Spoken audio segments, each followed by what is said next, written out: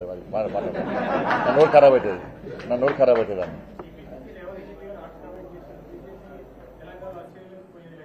కోమరెడ్డి వెంకటరెడ్డి అడితే చెప్తాడు. నాకేం తెలుసా?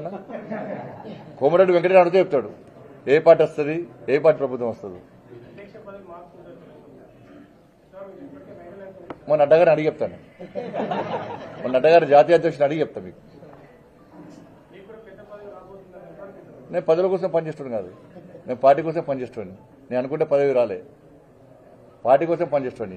అధిష్టానం ఏ నిర్ణయం తీసుకున్నా నా బిస్తర్ రెడీ ఉంటుంది. ఇప్పటికి అధిష్టానం ఏ నిర్ణయం తీసుకున్నా కూడా దానికి కట్టుబడి ఉండేటువంటి కమిట్మెంట్తో పనిచేసేటువంటి కార్యకర్త బండి సంజయ్.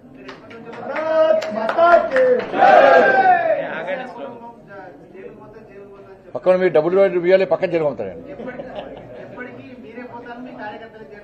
మాకు జైలు, మేము ఏ ధర్మం కోసం, దేశం కోసం, సమాజం కోసం జైలు పోతున్నాం. మేము దొంగదందా, లంగదందా వేసి, లిక్కర్ సాము, సారా దందా వేసి, పత్తాల దందా వేసి, ఇసుక దందా వేసి జైలు పోతలేము. మేము ఇవాళ జైలుకి వెళ్ళిన ప్రజల కోసం జైలుకి పోయారు. మేము జైలుకి వెళ్ళి 317 జీవో కోసం జైలుకి పోయినాం. హిందూ ధర్మం కోసం జైలు పోయినాం. పార్టీ సిద్ధాంతాన్ని కాపాడడం కోసం జైలుకి పోయినాం. మేము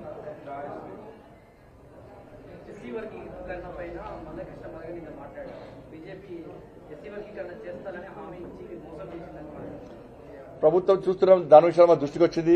ఆది నాయకత్వంతో మాట్లాడాము, ఎంఆర్పీఎస్ కార్యకర్తలతో కూడా మాట్లాడాము. కానీ ఆ ప్రయత్నం జరుగుతూ ఉన్నది. అది ఒకసారి భారతీయ జనతా పార్టీ ఒక్కసారి హామీ ఇచ్చిన తర్వాత వెనుకడు వేసే ప్రసక్తే లేదు.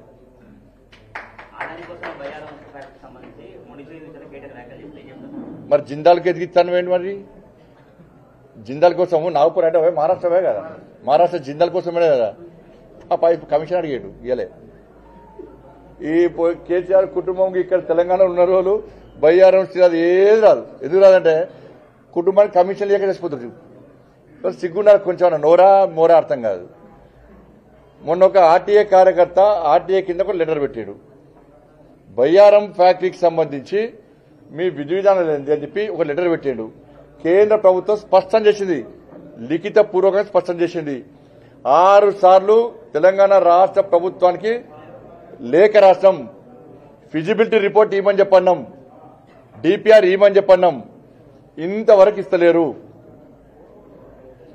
మరి దానివల్ల ఆగిందా, దీనివల్ల ఆగిందా? మరి వీళ్ళు అయ్యా ఏం చెప్పిండు? మీ అయ్యా ఎలక్షన్ అప్పుడు ఏం చెప్పిండు?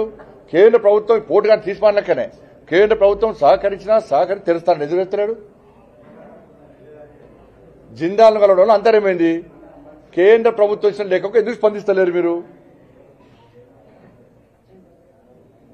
ఇక అలవాటులకు ఏంటంటే ఒకసారి బయ్యారం అంటారు, ఒకసారి కేంద్రం నిధులు ఇస్తుంది అంటారు. కేంద్రం నిధుల విషయంలో మొన్న నిర్మలా సీతారామన్ స్పష్టం చేశారు. స్పష్టంగా పూర్తిగా వీళ్ళే సవాల్ చేశారు. ముఖ్యమంత్రి సవాల్ చేశారు, సిద్ధమని, రాజీనామా సిద్ధమని చెప్పి. ఏడా మర్చుకొని మన ప్రగతి మనం అన్నాడు. సవాల్ స్వీకరించడం ఎందుకు మర్చుకొని ప్రగతి మనం అన్నాడు? ముఖ్యమంత్రి రెస్ట్ తీసుకుంటాడు. నువ్వు మొగను అయితే సవాల్ చేస్తే ఆ సవాల్ స్వీకరించు, టైం డేట్ డిసైడ్ చేయమని చెప్పినాం. ఎందుకు మర్చుకొని వన్నావు పోయి? ఎందుకు చేతనైతే లేదు అంటే ఒక 100 సార్లు అబద్దాన్ని చెప్తున్నా నిజం అనుకుంటారని వాళ్ళ భ్రమలు ఉన్నారు. నేను ఒకైనా మాట్లాడు, ఆయన నోరే అబద్దాలు. మంత్రి ఆయన పేరు నోరు చేస్తే అబద్దాలే. దాని నుంచి మీటర్ల గురించి మాట్లాడారు. మోటార్లకు మీటర్లట. ఎన్నికలు వస్తున్నాయి. ఇది హుజాబాద్ ఎన్నికలు అదే పేరు.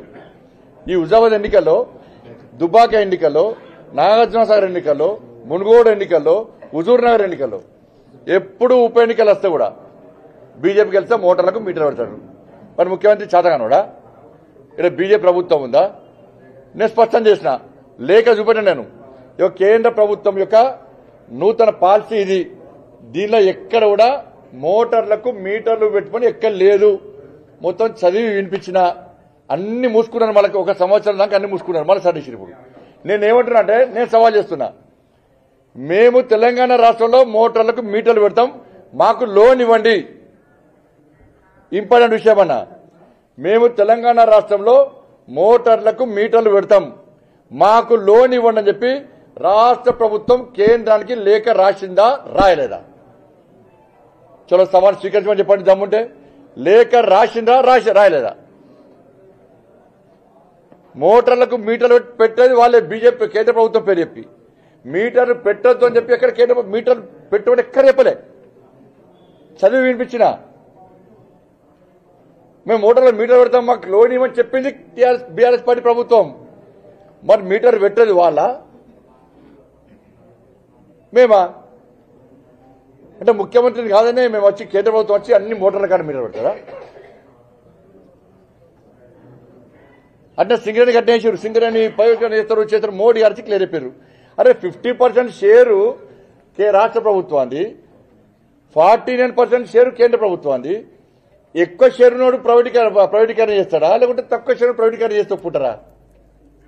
అంటే